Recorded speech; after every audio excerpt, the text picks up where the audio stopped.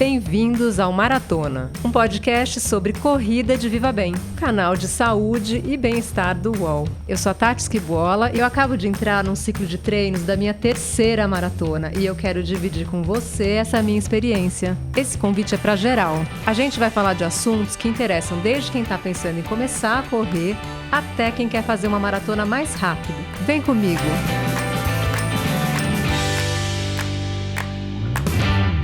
Olá, corredores, futuros corredores, maratonistas. Nessa temporada de podcast, a gente vai trazer para o estúdio especialistas e corredores de carteirinha para falar de tudo o que é interessante para o corredor. Treino, alimentação, check-up médico, tênis e até a cabeça. Hoje a gente está aqui para falar de um assunto que é super importante para quem está a fim de ir para a pista, que é corrida e saúde.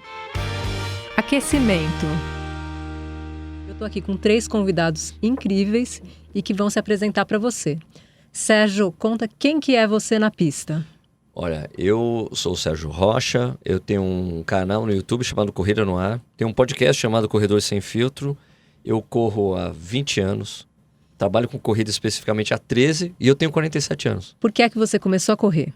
Comecei a correr porque tinha uma herança genética complicada da família da minha mãe, ali de caso de infarto, ponto safena, derrame. Então eu sabia que eu tinha essa herança, 50% do que eu sou, tinha a parte da minha mãe. Eu falei, bom, preciso começar a fazer alguma coisa, porque tem uma lei na minha família que se você é sedentário, alguma coisa vai acontecer com você.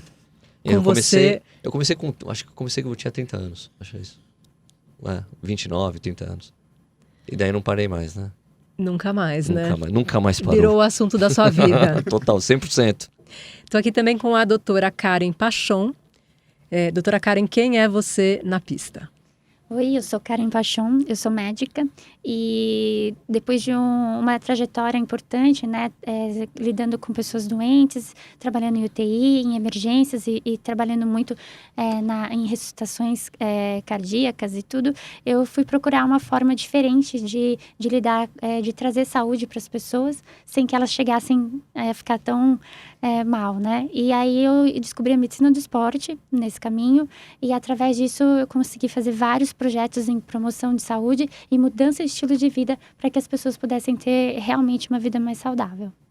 Obrigada. Bom, se a doutora Karen é a médica que ajuda você a mudar de vida, o doutor Paulo, que está aqui do lado, é o médico que cuida de você quando você já tem performance. Conta para mim quem que é você na pista, doutor Paulo. Bom, eu sou Paulo Pucinelli, sou médico do esporte.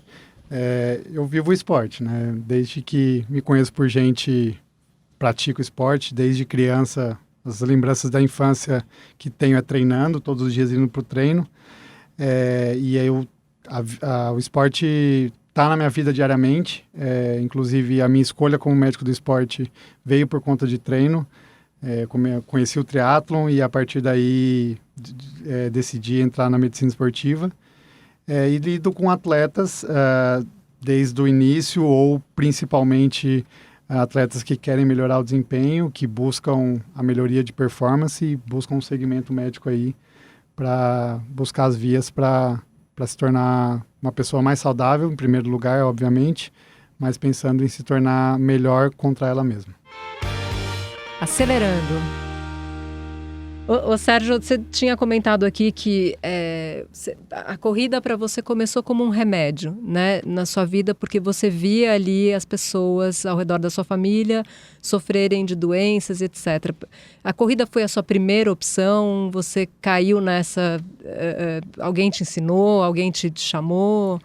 Não, na verdade, a corrida só rolou depois de várias tentativas, né? Às vezes tinha essa coisa de vou pra academia. Aí tenta lá fazer 2 meses, de repente, pum, larga a academia. Depois tenta de novo, né? Só que daí teve uma vez que eu fui pra academia e tava indo bem ali. Então, parece que eu vou... Dessa vez vai, né? E tinha um cara na esteira que eu via que ele corria um pouquinho, andava um pouquinho, correndo. Daí, depois de um tempo, ele tava correndo meia hora. Eu falei, cara, como é que você fez pra começar a correr? Porque eu tinha eu me lembro que quando eu era moleque, eu achava legal correr, né? Essa coisa, ver o pessoal correndo e tal. Eu falei, eu andava 1 minuto, corria 1 minuto e depois fui aumentando o tempo. Então eu falei, legal, vou fazer isso.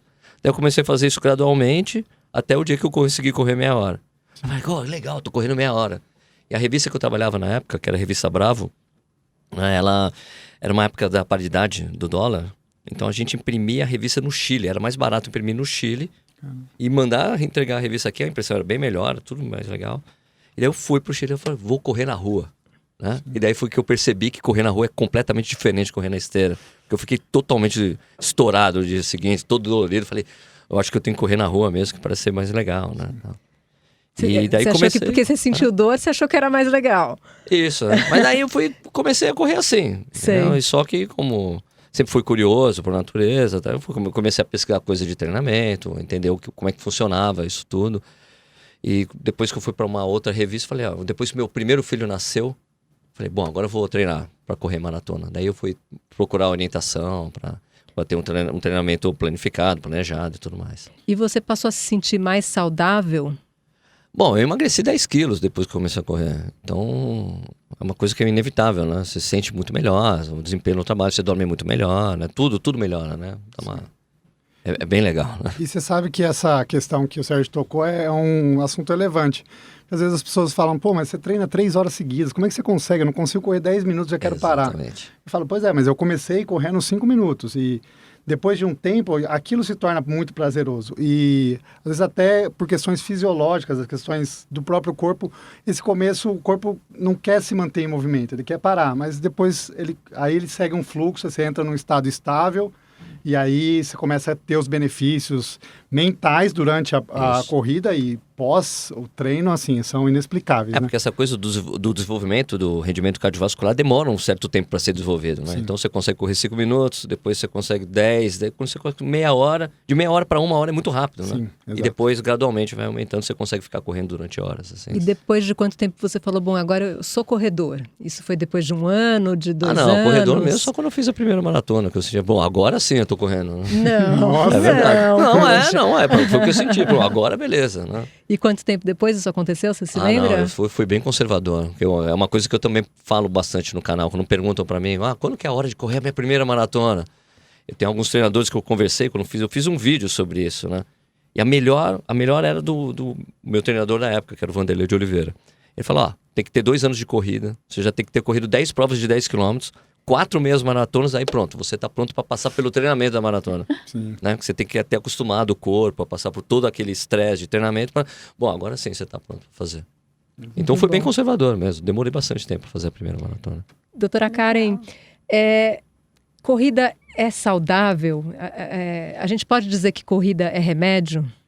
Com certeza a gente pode dizer que corrida é remédio, né? Agora, se ela é saudável, depende de como você faz na corrida. Existe todo um entorno em relação a isso. Por exemplo, você tem que ter um equilíbrio. Se você deixar de dormir para correr, isso é questionável, né? Você tem que ter um equilíbrio. A dormir é muito importante também. Você deixar de almoçar para correr também é um pouco questionável. De fato, a corrida ela exige alguns outros componentes do dia a dia para que ela possa exercer o seu papel como remédio. E a gente tem aí, por exemplo, um bom pós-treino, né? O que é que você vai comer depois de correr, isso é extremamente fundamental. Você se hidratar bem, porque também você pode desidratar e enfim, o corpo paga isso, às vezes através de uma lesão, às vezes através de uma diminuição do seu raciocínio, enfim, né?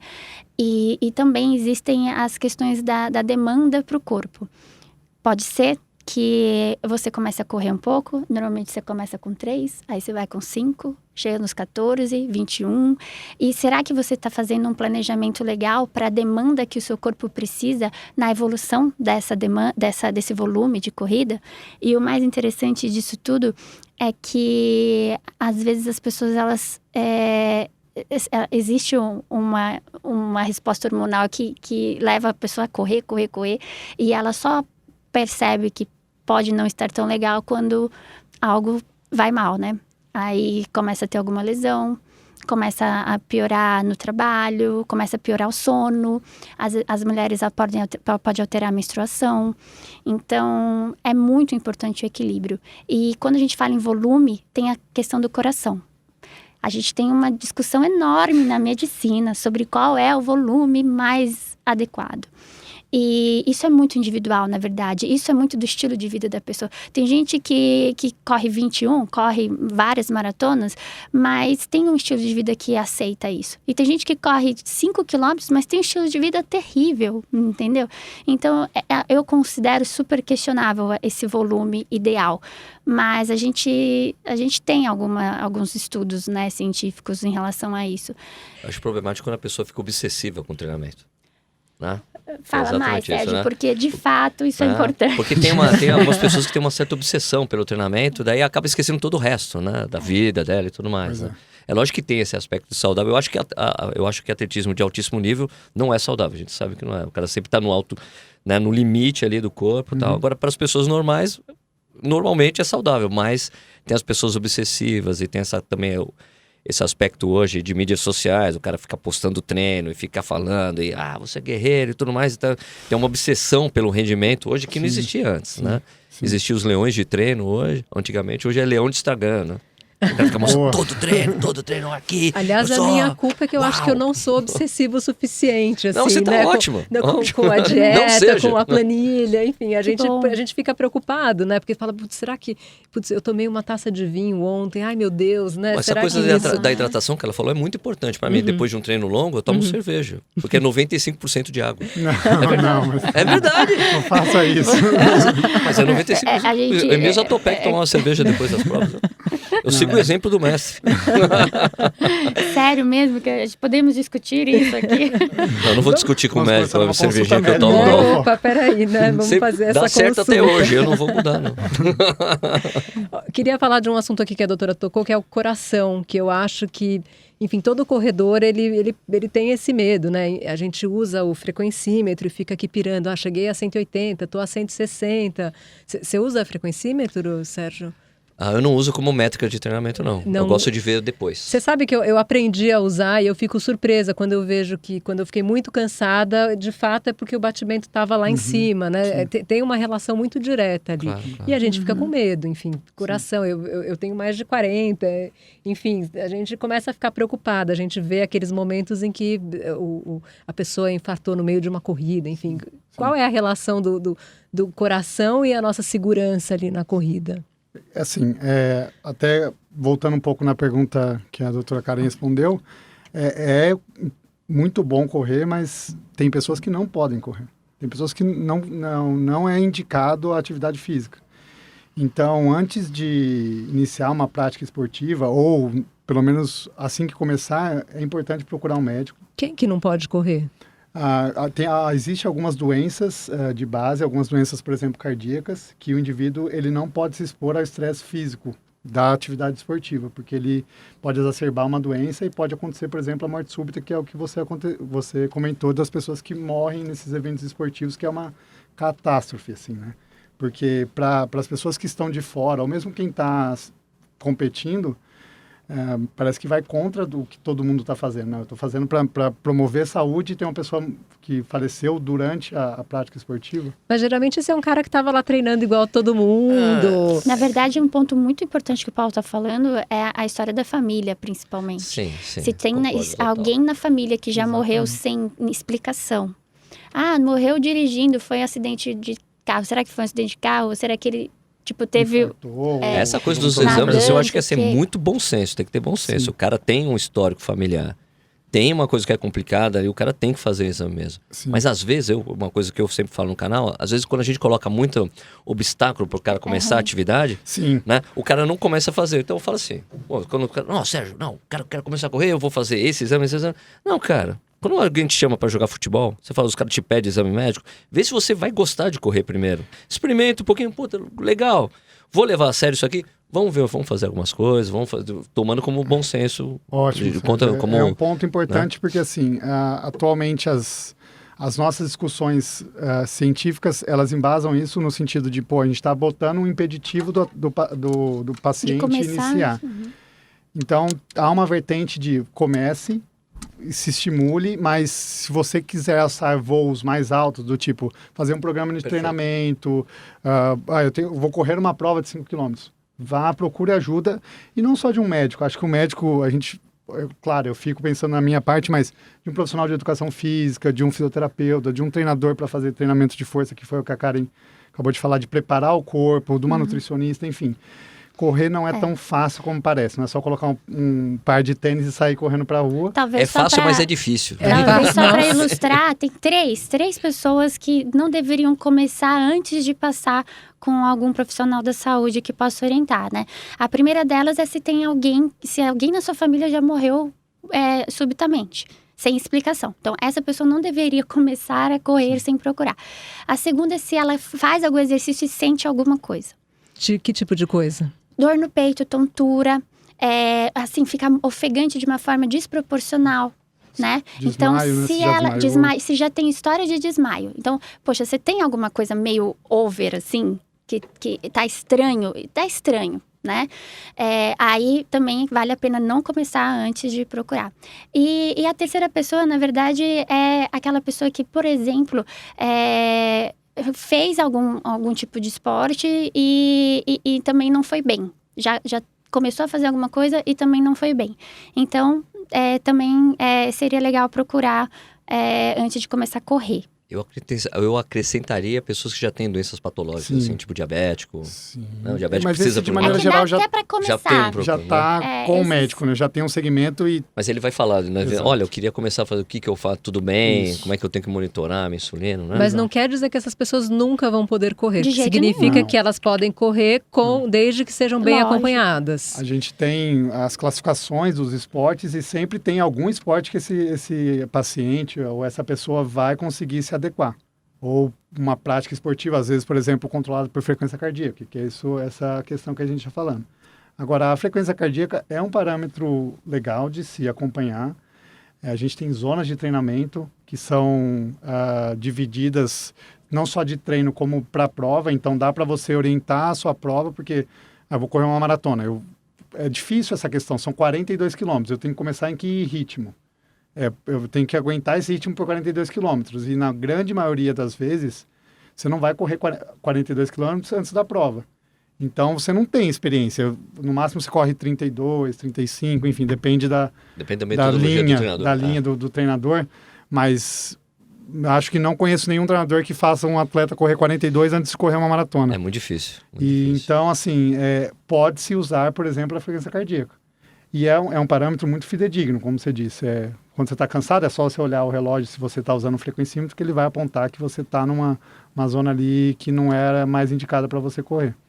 Você já fez esses exames preventivos, Sérgio? Você costuma fazer isso? Faz parte Boa da sua pergunta. rotina? A última vez que eu fiz os exames assim de rotineiros foi faz uns 6 meses. Porque bom. daí tem um cardiologista amigo lá em Jundiaí que é corredor. Eu falei, você é cardiologista? Legal, tem que vamos fazer um check-upão. E aí você ganhou muitas estrelinhas ali? Não, tá tudo em ordem. Tá tudo em ordem. Maratona volta já. Os podcasts do UOL estão disponíveis em todas as plataformas. Você pode ver a lista desses programas em uol.com.br/podcasts. Recebe salário, faz transferência, pagamento, recarga de celular e até empréstimo, tudo sem taxa. PagBank, a sua conta grátis do PagSeguro. Baixe já o app e abra sua conta em 3 minutos. Doutores, quais são os exames que a gente precisa fazer para entender se o coração está saudável? Se ele aguenta? A gente tem exames para entender se o coração está saudável e tem exames para otimizar o treinamento e a performance de uma forma geral, né? Então, a gente consegue avaliar tudo isso. Mas de uma forma básica, para poder começar a correr, por exemplo, precisa-se de muito pouco, né? Então, às vezes só um eletrocardiograma básico, principalmente dependendo da história da pessoa, e um exame de sangue básico, né? Bem simples, é o suficiente. Aí, conforme vai existindo a prática, aí vale a pena fazer um pouco mais de exames, por exemplo, um teste de esteira, né? Um teste ergométrico, um teste cardiopulmonar. que é aquele na esteira com uma máscara para avaliar todo o componente, né, metabólico, Sim, que você respiratório. começa muito bem, aí você fala, gente, isso aqui vai ser muito fácil. Aí, de repente, ele Aumentando bota... cada minuto. Ele leva a esteira no máximo e coloca velocidade a 14, 15 e você fala, meu Deus, me tira daqui. Então, O que a gente está medindo aí nesse exame? então, é muito interessante. O mais importante é entender o seguinte: existe um grupo de pessoas que a gente fica bem preocupado, né? Que é aquelas pessoas sedentárias que começam a fazer exercício e que, de repente, eles começam a fazer um esforço extra. E para qualquer sedentário, qualquer esforço pode ser extra, né? Então, essas pessoas que entram num grupo de maior risco, porque às vezes estão acima do peso, porque às vezes tem uma glicemia, um açúcar no sangue um pouco alterado, uma pressão também que chama atenção, esse grupo vale a pena fazer um exame de esteira. Né? Eu preciso ter certeza de como está a resposta do coração, do sangue e do pulmão ali para lidar com esse esforço. Isso está sendo coordenado pelo organismo? Ele está conseguindo coordenar? Ou eu vou precisar ajudar muito na demanda, na organização da demanda desse exercício? Então, eu preciso colocar ele numa esteira. A esteira vai aumentando a velocidade paulatinamente até que ele não consiga mais acompanhar a velocidade da esteira, né? Existem exames com a esteira que se eleva, como você trouxe pra gente, mas existem exames que não precisaria, né? Que ele vai, inclusive, só aumentando a velocidade sem elevação nenhuma. Sem a morte súbita, né? Aquele momento que você bate não, assim, morte súbita Não, morte súbita, assim, brincando, né? Mas o ideal é que sim, que a gente chegue no esforço máximo aí, né? Essa é a ideia, né? Como a Karen disse, às vezes um eletrocardiograma de repouso, ou seja, o coração ele é comandado por impulso elétrico. Então, no eletrocardiograma, a gente está avaliando esses impulsos elétricos em repouso. E aí, para alguns pacientes que às vezes têm algum fator de risco ou que vão se submeter a uma intensidade maior durante os treinos, vale a pena fazer um teste da esteira, que aí a gente vai ver o corpo em movimento, sob estresse. Porque às vezes algumas doenças elas só aparecem quando o corpo está se levando ao estresse. Isso pensando em prevenção de morte súbita, principalmente. Mas tem um lado da performance, que é aquela máscara, principalmente. Aquela máscara está medindo o quanto o corpo está consumindo de oxigênio, porque o oxigênio é o que o corpo usa para conseguir de energia. E aí a gente medindo o consumo de oxigênio, a gente consegue primeiro falar da aptidão cardiovascular, ou seja, quão bom é aquele atleta ou quão treinável ele é. E durante um programa de treinamento, quanto a gente consegue melhorar ou como o treinamento está sendo bem aplicado. Então a gente consegue... Essa máscara, quando a gente coloca, a gente está medindo o oxigênio que a gente inala, isso? Não, isso quando sim, você também consegue absorver de oxigênio. Isso, aquela máscara, apesar de ser meio claustrofóbica... Nossa, é um horror. Exato. Claustrofóbica. Eita, claustrofóbica. Isso, exato, obrigado. A gente está inspirando o ar ambiente. E ela mede o quanto de ar sai e o quanto de oxigênio está saindo. A gente sabe o quanto entra, porque é o oxigênio do ar. A gente mede o quanto sai e a diferença é o quanto o corpo usou, o quanto o corpo consumiu. E quanto mais eu uso, significa que eu sou mais eficiente, é isso? Exato. Você o volume, né? O volume que você consegue absorver. Que é o famoso VO2. VO2. Exato. É o famoso... Esse V do O2, V de consumo e O2 de oxigênio. Cada indivíduo é feito de uma maneira, tem uma questão fisiológica, metabólica distinta.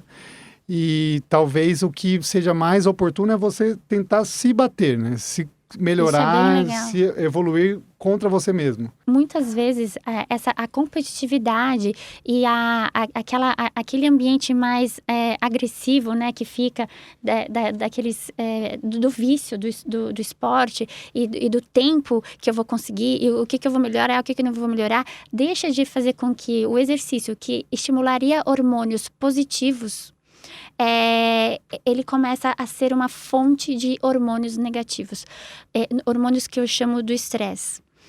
E isso ele é potencial, vai piorando. Né? Quanto mais você começa a pôr metas, quanto mais você começa a se comparar com outras máquinas que foram absolutamente feitas diferentes, que têm outros outros softwares, inclusive, que eu gosto de brincar. Quando eu pego uma pessoa que chega para mim e fala: olha só, eu faço exercício, eu como bem, eu realmente eu durmo bem e a minha vida tá péssima. Eu tô engordando, sendo que eu tô treinando igual e eu tô engordando. O que tá acontecendo comigo? E aí você faz um perfil, né, da resposta neurohormonal que essa pessoa está trazendo ao longo dos últimos meses e você consegue entender. E que muitas vezes uma das fontes de estresse muito grande é como ela encara o esporte na vida dela. E a corrida, então, é muito comum. Porque se você ficar se comparando com outras pessoas, e a gente vive uma era aí que tem muitos atletas amadores de alto rendimento, então tem atletas amadores que estão fazendo tempos próximos a atletas profissionais, e o céu é o limite. Então, assim, não dá para você, às vezes, ter um trabalho diferente. Às vezes a gente não conhece esse atleta de alto rendimento, ele tem uma vida mais tranquila, ele consegue viver como profissional.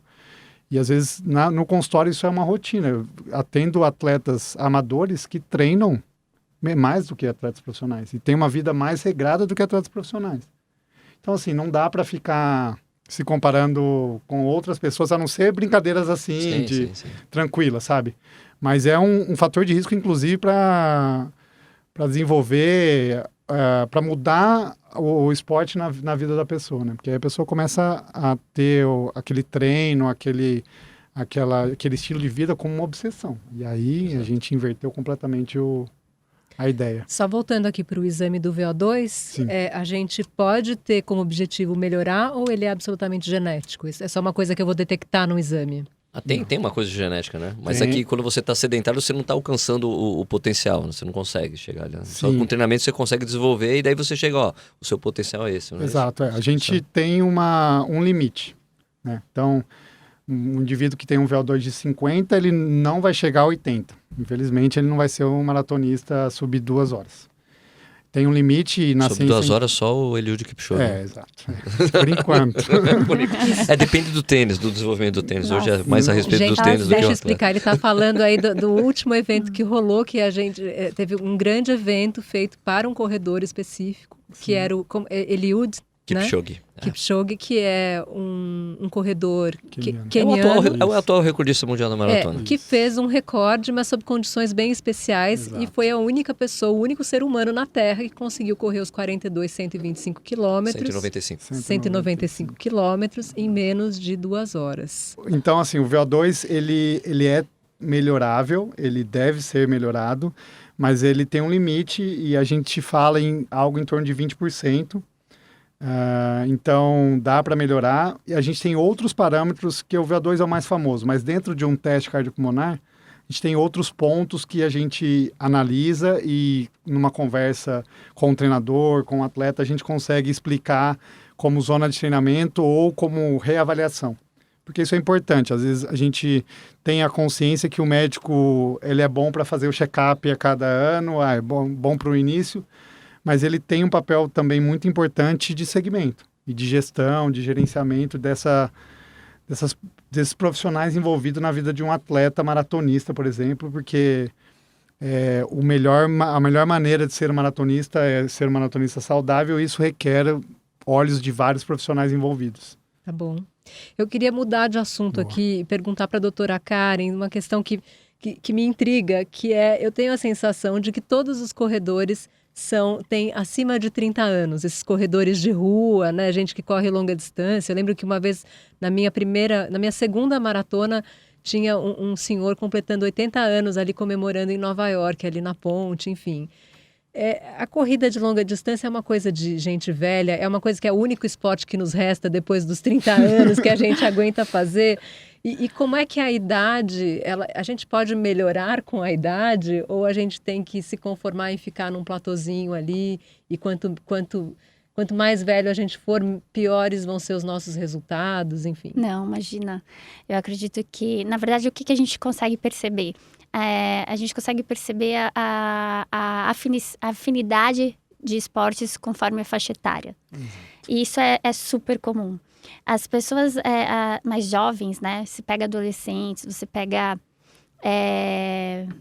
realmente, né, adultos bem jovens, eles requerem esportes que tenham uma intensidade maior em um tempo mais curto, normalmente. Eles precisam daquela adrenalina e muita adrenalina, e às vezes, mas também por um tempo curto.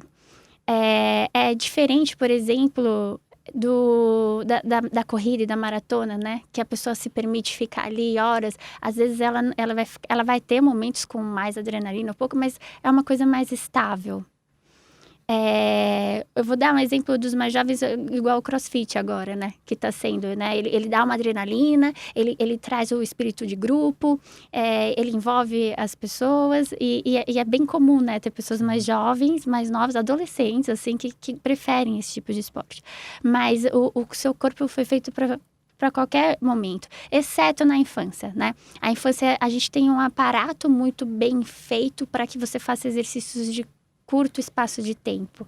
E a gente acaba desenvolvendo a capacidade e a habilidade de ter permanência em algum exercício, como a gente faz na maratona, já quando a gente já está mais na vida adulta mesmo.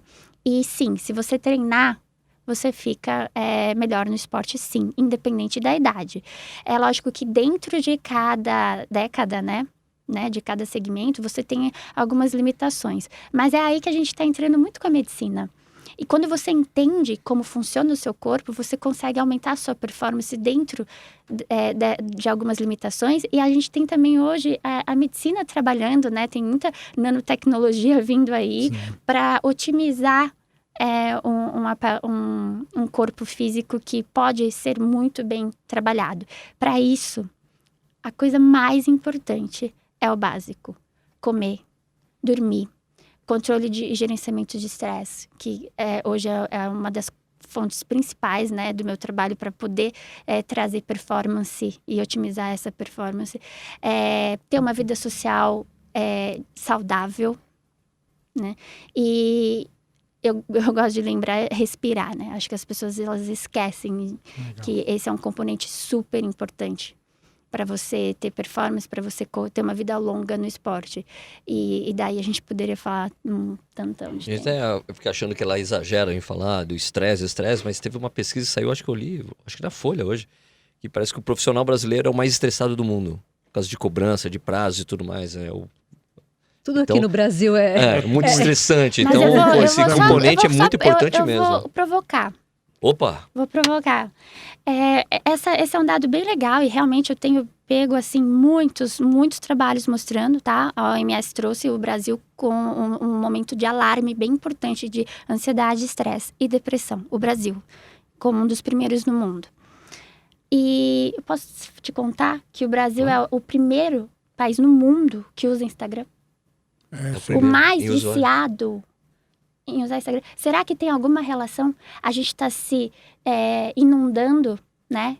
Num mundo virtual, competitivo e de aparências com o estresse. Assim, só tô querendo... Assim, né? Mas o brasileiro tem essa coisa muito à flor da pele, né? Da coisa das mídias sociais, né? Já era assim no Orkut, né? Sim, tudo no Brasil é exagerado. Facebook, tudo. Ô Sérgio, deixa eu perguntar, você... Eu só queria complementar, desculpa te interromper, mas eu queria só complementar a coisa da idade que você perguntou, né? É disso que eu quero te perguntar. Então, você melhorou com a idade? Não, eu tô bem, tô correndo bem ainda. Em Buenos Aires eu fiz 1,37 também, foi legal. Qual que foi o seu melhor tempo? Eu falei 1,31 uma hora, né? Mas na verdade é 1,32 o meu menor tempo. Eu tenho 41 nos 10. De meia maratona? Meia maratona. E de maratona? Tenho 3,28. 3,28. Mas já tá prescrito também, foi em 2012. Faz tempo. Passou 5 anos, eu zero os recordes. Mas você não correu.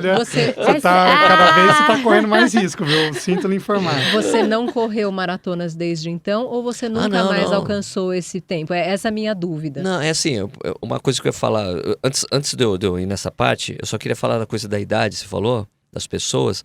Eu vejo assim que, como eu corro há 20 anos, eu vi uma mudança muito grande de uns 6, 7 anos pra cá. Eu tô vendo cada vez mais gente jovem começando a correr. Porque quando eu comecei a correr, era uma coisa que as pessoas começavam a praticar com cerca de 30 anos e começavam a correr. Hoje eu vejo gente mais jovem, de 20, 25 anos correndo. Inclusive meu público no Instagram e no YouTube é assim, de 25 a 45 é o público que eu atinjo. Então eu tô vendo que tá mudando esse perfil. Agora a coisa de de performance, eu, como corro há muito tempo, já vivi várias fases na corrida, de correr para performance mesmo, e de correr tranquilo, de não ter pressão. Eu tô vivendo de novo uma fase que eu quero voltar a correr rápido. Sei. Né? De curtir a coisa de ir na pista. Eu moro em Jundiaí, e Jundiaí tem uma pista pública. Eu adoro correr na pista. Um dos melhores treinos que eu gosto de fazer é ir pra pista, fazer tiro, fazer repetições de 400 metros, 800 metros. Então eu voltei a correr numa fase que eu gosto de... E você sente de alguma forma a idade? Assim, ela pesou pra você em algum momento? Não, cara.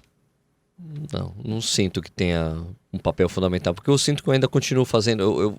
Como eu voltei a correr, fazer treinos direitinho, seguindo a orientação do treinador e tudo mais, eu tô voltando a fazer os tempos de pista que eu fazia antes. Isso então, acho que é não uma coisa afeta muito legal, que o que eu mais percebo das pessoas com a idade e a corrida é quando começa a piorar a performance na corrida e as pessoas acham que a idade, na verdade, não é esse o componente mais importante, tirando que se ela tiver com algum problema de saúde, né? Mas normalmente é a relação dela com o esporte. Sim, boa. E a sua relação com o esporte pode mudar muito ao longo de 20 anos. Com certeza. Né? Sem dúvida. E de fato, dependendo de o que aquele esporte está representando para você naquele momento, você vai aumentar ou piorar a sua performance de uma forma muito mais intensa do que pela idade. Mas não tem um limite? Assim, não chega uma hora que a gente com 90 não anos. vai mais? Com 90 anos. Não, assim, nós temos 3 grandes valências, né, de 3 grandes características que influenciam no desempenho esportivo, que é força e potência, essa capacidade aeróbica, então essa resistência e a questão da flexibilidade. A questão de força e potência, a gente tem um pico na adolescência, no adulto jovem. Por isso, um pouco se explica dos jovens gostarem mais dos esportes de mais intensidade, porque eles vão melhor e os atletas mais velhos não vão tão bem. Então, a gente pega a natação, por exemplo, as provas curtas, os recordes são os mais jovens que batem.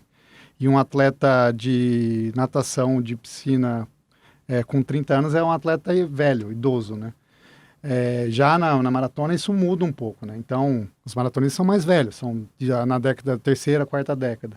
Então, conforme vai passando a idade, a gente vai diminuindo tanto essa força, essa potência, a questão aeróbica melhora um pouco, essa capacidade de resistência melhora, mas depois ela começa a cair, não tem jeito. Isso. Então, às vezes, se manter com os mesmos tempos durante muito tempo é uma evolução.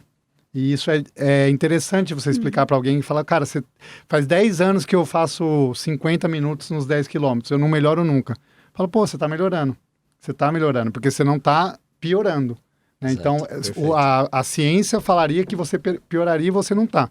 E até ele comentou, a gente tem uma pessoa em comum que é o Vanderlei Oliveira, a gente conhece, você conhece? Conheço. Acho que todo mundo do mundo da corrida, eu treinei muito tempo com que é uma pessoa fantástica, assim, ele corre acho que uns 20 anos todos os dias. Ele é um né? exemplo, né? É um exemplo até, inclusive, dessa questão do estresse e da relação com o esporte, é uma pessoa fantástica. E ele tá, assim, há muito tempo correndo com o mesmo tempo. Gente, expliquem quem é o Vanderlei de Oliveira, que ele é uma figura aí da corrida legal. Que todo mundo deveria conhecer, né? Bom, o Vanderlei de Oliveira foi o cara que criou o Pão de Açúcar Clube, né? Que foi um marco, né, na corrida de rua em São Paulo, porque ele criou um clube, o Abílio Diniz e o João Paulo estavam começando a correr e queriam alguém para orientar o grupo. E o Vanderlei assumiu essa coisa. É um cara sensacional, ele é da escola portuguesa de treinamento, ele foi fazer estágio em Portugal, ele tem um esquema, ele é muito sistematizado no treinamento dele, mas é uma pessoa incrível, uma enciclopédia, né? Ele corre há muitos anos já, é isso que você está falando. Ele treina pouquíssimas pessoas, ele é bem seleto nesse esquema, ele é aquela pessoa, eu aceito treinar você ou não. Sim. Né? Mas é um cara incrível, eu treinei com ele, eu acho que quase 10 anos treinei com o Vanderlei. Gosto muito, ele é uma pessoa muito querida. Eu tive contato com ele quando eu trabalhava na revista Boa Forma. E ele treinou a jornalista Fernanda Paradiso, que é minha amigona. Que foi fazer a sua primeira maratona, escreveu um depoimento para Boa Forma, que foi uma matéria linda, que eu chorei. A Fernanda era revisora de textos e a vida dela se transformou por conta dessa maratona. E ela, até hoje, trabalha com corrida. Ela virou fotógrafa de corrida, né? E ela fez 3:32 na primeira maratona dela. Nossa, eu não lembrava disso. Caramba. Mas ela treinou direitinho com ele e foi lá. Porque ela queria fazer a matéria com ele. Sim. Ele falou, não, mas pra você fazer a matéria você tem que começar a correr. Você vai treinar comigo. Daí começou a treinar com ele, ela fez 3,82. E é impressionante ver essa coisa como a corrida... Em Nova York. Em Nova York, é uma corrida difícil. Isso, a corrida transforma mesmo vidas, né? Eu queria perguntar de sobrepeso e corrida, que eu acho que essa é uma pergunta... Ontem, por exemplo, eu estava correndo no parque e eu vi um homem que tinha claramente ali um sobrepeso e ele estava correndo e era uma corrida muito lenta, não era um movimento de... não tinha salto, enfim, era quase uma coisa meio arrastada, assim. E eu fiquei me perguntando, gente, será que isso está mesmo fazendo bem para essa pessoa? Será que ela deveria começar de um outro jeito? Né? O Sérgio contou ali que perdeu 10 quilos quando começou a correr. E isso é visto meio como um prontuário de receita, né? Ó, começa a correr para perder peso. Mas é para todo tipo de perda de peso? É bem interessante isso, porque as pessoas têm que entender que a obesidade e o sobrepeso, ela tem um componente que diferencia tudo, que é ter ou não músculo por baixo dessa gordura. E isso faz com que a gente mude totalmente as nossas orientações. Se há uma obesidade, um sobrepeso de uma pessoa que é forte, que também tem muito músculo, se ela tiver um treinamento adequado para estimular o músculo que ela já tem, com um bom treinamento de musculação e fortalecimento, ela está, de certa forma, protegida. Ela poderia, sim, começar tranquilamente por esse caminho, de forma geral. Mas se é uma obesidade, um sobrepeso em uma pessoa sem músculo, que a gente na medicina chama isso de sarcopenia, é uma obesidade sarcopênica, aí é bem mais complicado.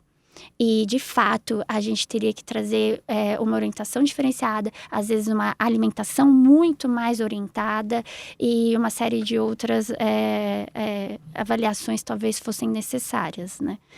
Eu acho que esse é um ponto bem importante. É buscar as duas coisas, né? Perder peso e começar a praticar exercício, né? Mas tem que ser uma coisa meio que coordenada, né? Eu tenho como...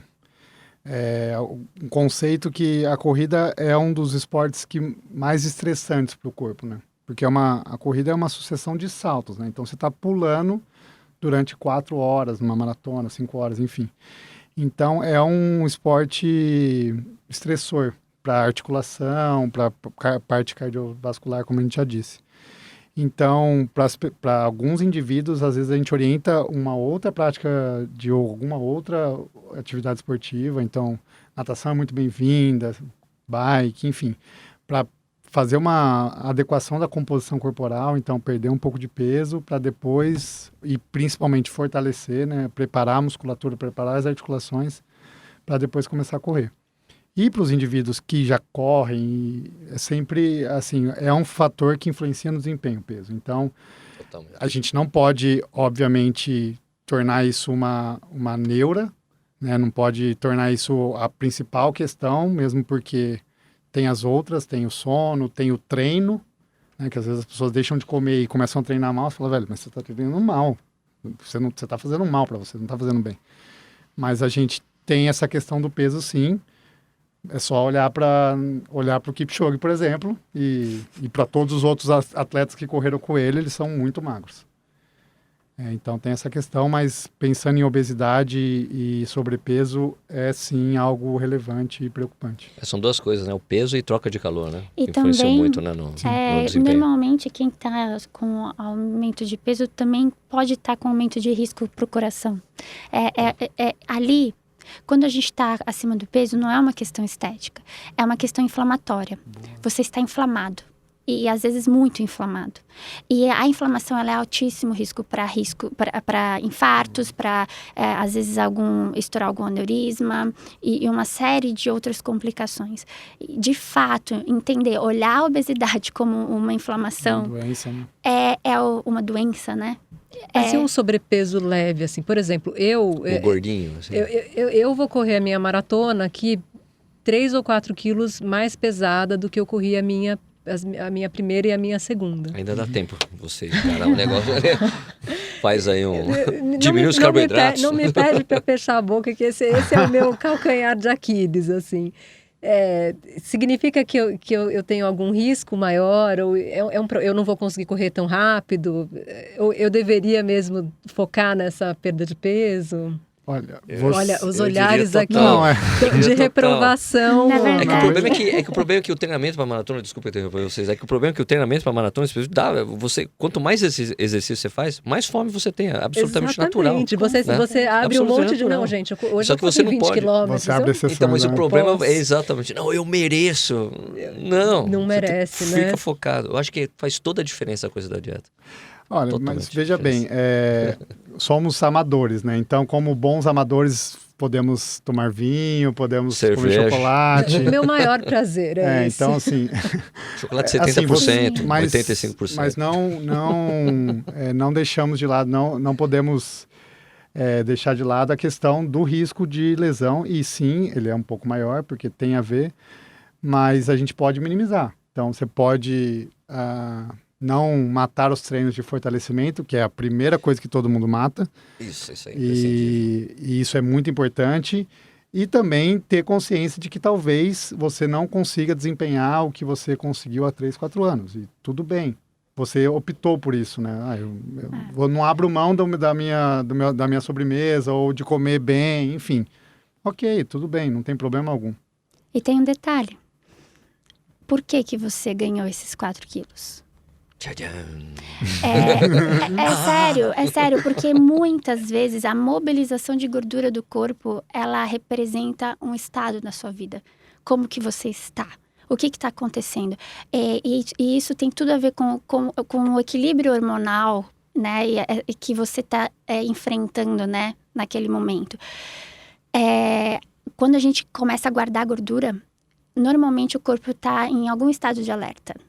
Ele está tentando proteger, porque pode faltar comida. Mas é porque na época daquelas maratonas eu estava realmente controlando a alimentação. Tava controlando, agora eu estou no modo normal. Ótimo. Sim. Então isso é um outro detalhe. Se foi porque ali você estava num controle mais restrito e agora você está numa vida mais normal, tudo bem.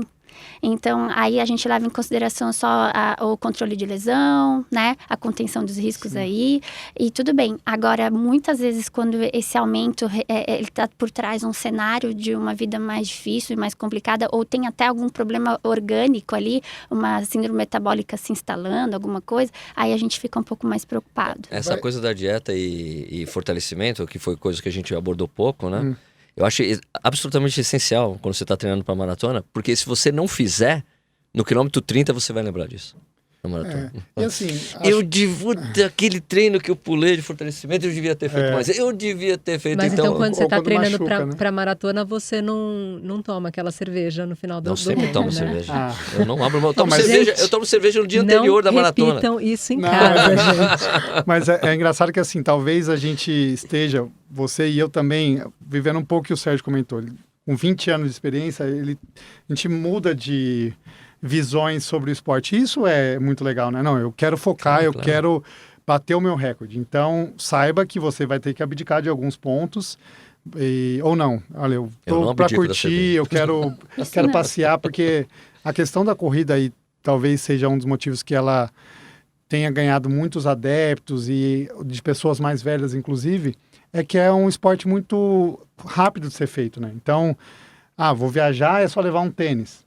Ou então vou trabalhar em outra cidade, ou até, inclusive, vou passear com a minha família de turismo. E uma das coisas mais legais que eu tenho feito é conhecer cidades correndo. Última pergunta aqui para a doutora Karen, talvez ela deva ter mais interesse nisso. Saúde da mulher e corrida. A mulher, eu já ouvi várias coisas de que a mulher ela tem mais riscos em articulações. É verdade isso? Sim, é verdade. A mulher tem um ciclo hormonal. Um ciclo hormonal muito, muito específico. E, de fato, sim, em algumas fases do ciclo, a gente tem mais riscos de lesões. E tem vários estudos mostrando uma relação direta, por exemplo, do estrogênio com as lesões. Então, de fato, entender... respeitar o ciclo, ajustar o treino de acordo com o ciclo e principalmente entender o cenário que a mulher está vivendo, porque muitas vezes, por exemplo, o estrogênio e a produção de estrogênio aumenta dependendo do estresse. Então não tem nada a ver com o ciclo menstrual, mas com o estado dessa mulher. E tudo isso faz muito sentido para aumentar a lesão, sim. No homem também, viu? Mas é que o homem tem muito menos, né? Tipo, flutuações, assim, hormonais como a mulher, né? E o mais interessante é que exista um autoconhecimento ali. E é nisso que a gente acaba abordando bastante. Mas, peraí, quer dizer que quando eu acabei de ficar menstruada, eu posso ter mais ou menos risco do que no meio do ciclo menstrual, por exemplo? Ou a gente está falando de fases da vida em que os hormônios... Não, você está certa. O que acontece? Existe tudo isso. Existe dentro do mesmo ciclo, dentro do mês, né? Realmente a fase pré-menstrual e a fase pós-menstrual, isso muda. Só que eu não posso te falar assim, será que aqui você tem menos lesão ou mais lesão? Porque isso tem que estar junto com o seu grau de hidratação. Se você está mais inchado, menos inchado, como é que está a sua alimentação, não precisa parecer tão complicado. Quando a gente fala assim, nossa, tem que avaliar muita coisa. E na verdade, quando existe um autoconhecimento, é bem mais simples, tá? Mas, de fato, sim, dentro do mesmo mês, você tem mais riscos de lesão. Normalmente, por exemplo, quando o seu estrogênio está mais alto, né? E por outro lado, ao longo da vida, quando você começa a entrar na fase do climatério, aí você acaba tendo outros riscos de lesões, mas por mobilização de gordura, por mudança na estrutura articular, que também tem tudo a ver com a resposta hormonal, e aí você também entra num outro grupo de risco de lesões. Mas imagino que com os homens também deve mudar um pouco as estruturas, né? Eles ficam mais barrigudinhos e tal. Não é só a mulher, não. O metabolismo diminui, Sim. Tem tudo a ver, sim. Mas dá para prevenir, dá para driblar essas questões e dá para correr uma maratona com 80 anos, ou até mais. Você vê nas suas atletas de alta performance, as mulheres, elas têm lesões com mais facilidade do que homens? Você percebe alguma diferença entre os seus pacientes? Não. O risco é o mesmo, assim, bem próximo. Mas aí a gente está falando se falarmos de profissionais, de atletas que estão totalmente muito bem controladas, né? Então, atleta mulher profissional precisa, sim, de uma ginecologista que entenda do esporte, precisa de um acompanhamento próximo e, principalmente, a gente tem na menstruação, no ciclo hormonal, um parâmetro muito importante, que no homem a gente não tem. Então, a gente consegue monitorizar as cargas de treinamento usando, por exemplo, o ciclo menstrual. Você está menstruando, está tudo bem, seu ciclo está regular, porque essas alterações já deixam a gente em estado de alerta e às vezes a gente tem que ou diminuir um pouco a carga de treino, mas o principal é o que mais comum e é o principal fator de risco é que elas estão comendo pouco. E aí precisam começar a comer mais porque está faltando alimento para a produção hormonal, por exemplo, que é o que a Karen estava falando agora. Linha de chegada. Muito bem, eu vou passar aqui para a última parte do nosso podcast, que é a hora em que vocês vão me dar dicas. Alguma história que vale a pena a gente ler, algum filme que vale ver, um podcast que a gente pode escutar. Eu queria saber, então, da doutora Karen, qual é a dica dela para os corredores que querem começar, que já estão correndo, que querem correr mais rápido? Legal. Na verdade, eu uso muito a corrida para trazer as pessoas para o mundo do exercício, né? Da movimentação. E tem um ponto que é muito interessante para trazer sentido para quem não consegue colocar a corrida na vida, porque não tem tempo, porque a vida é muito corrida, muito estressante, não dá para pensar nisso. E uma coisa muito interessante é entender que com a corrida, fazendo o seu coração acelerar, e colocando o seu corpo ali sob estresse de uma forma organizada, como num esporte, você treina o seu corpo a lidar com o estresse. Então, você vai hormonalmente estar mais preparado para aquele seu trabalho, para aquele seu conflito familiar, para tudo que estiver acontecendo, que mexer com esses hormônios de estresse. Então, essa é muito a dica. Se você está numa fase estressante da vida, para você se preparar quimicamente para lidar com esse momento, vai correr e vai acelerar seu coração. Muito bom. Sérgio, qual é a sua dica para os nossos ouvintes? A dica é que eu acho que não tem desculpa para não começar a correr, caso seja esse seu desejo, porque é um esporte muito acessível, muito fácil de você praticar, tem bastante informação em um monte de lugar sobre corrida. E para mim, eu acho, do meu caso, eu vejo assim como um momento muito egoísta, correr, porque o momento é eu comigo mesmo, só eu. Né? Que, tem o trabalho, tem essa de outra, o momento que eu tô comigo mesmo, que eu posso pensar em um monte de coisa.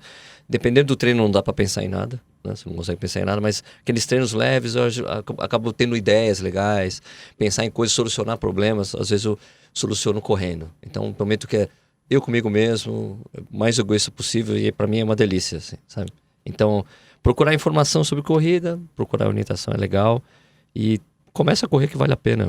O problema é que talvez você comece e você não pare mais, né? É o meu caso, né? Não é um problema, vai. Um bom problema. Dr. Paulo, qual é a sua dica? Bom, a minha dica é continuem treinando, assim, sabe? Continuem vivendo o esporte. Eu tenho o esporte como estilo de vida. Costumo dizer que as coisas que eu mais consegui na vida, eu tenho uma visão que o esporte me ajudou muito. As pessoas mais legais que eu conheço, eu fiz amizade dentro do esporte. Então vivam, eu tenho... E as dicas de filme, livro, assim, eu vou dar as que eu atualmente estou fazendo, né? Eu estou lendo um livro do Drauzio Varela, muito legal, que chama Correr, que é bem legal. Ele é um cara fantástico. Acho que o pessoal da corrida já deve ter cruzado com ele. Eu corri uma vez na Maratona do Rio, eu cruzei com ele e achei fantástico. Falei, nossa, que legal, assim, um cara sensacional. Tem um filme que eu assisti esses tempos, chama 100 Metros. Não sei se vocês já viram. Não. No Netflix. É um filme de triatlon, mas é de um... Eu não vou contar, assista.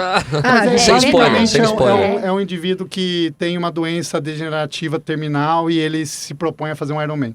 É bem legal, é um filme, um drama muito legal. E de podcast, além do nosso, que a gente está gravando, ouçam, vocês estão ouvindo, obviamente, mas eu tenho ouvido muito podcast e, assim, tenho achado fantástico. Eu conheci há pouquíssimo tempo, não conhecia, e essa informação que você tem um podcast muito das antigas, 7 anos, você disse? Há 7 anos atrás. Qual é o podcast que você gosta? Eu tenho ouvido muito Três Lados da Corrida, que é do meu amigo amigos. Do Ricardinho. Do Ricardo, do Danilo muito Balu. Legal, é uma discussão interessante. E acho que esse principalmente, atualmente, estou ouvindo esse. Estou ouvindo o Endorfina, que é um podcast mais de triatlon também. Não, eu quero até atleta, né? Você ouviu o Ricardo, muito legal. Já ia comentar mesmo. A gente vive no mundinho do triatlon. Mas é isso. Eu tenho a recomendação de um podcast que eu escuto também. Eu escuto o Xadrez Verbal.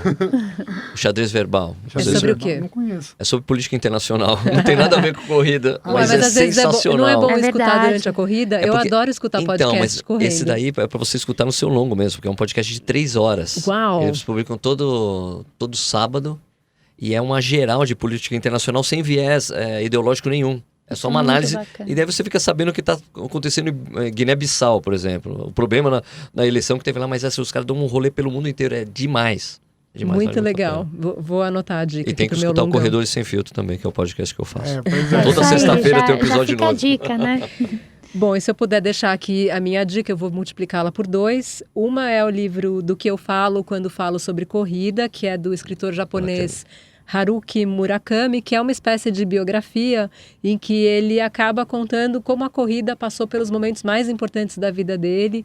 E, enfim, eu acho que tem muito a ver com esse podcast, porque foi um livro que ele escreveu enquanto ele se preparava para fazer uma maratona. E ele é prêmio Nobel de literatura. Né? Exatamente. Um cara sensacional. Ele não é pouca coisa, né? Eu gosto dos outros livros dele, eu não gostei muito desse. Mas os livros dele, os outros, são sensacionais. Você sabe que eu prefiro esse, os outros mesmo? eu não consegui conectar tanto, mas enfim. E a outra é para dizer que o Sérgio Rocha, ele vai retomar o blog dele lá no Viva Bem UOL. Ele prometeu, ele jurou, ele já tem ali uma série de colunas publicadas e ele está aqui olhando para mim e jurando que ele vai retomar esse blog. O pessoal, volta. Que a gente vai bombar essa história juntos. Já deve ter voltado na vez, quando sair esse podcast já deve ter voltado. Oba, então tá bom. Gente, muito obrigada, foi ótimo, adorei a conversa. Obrigada, foi muito gostoso. E até a próxima. Até. Valeu.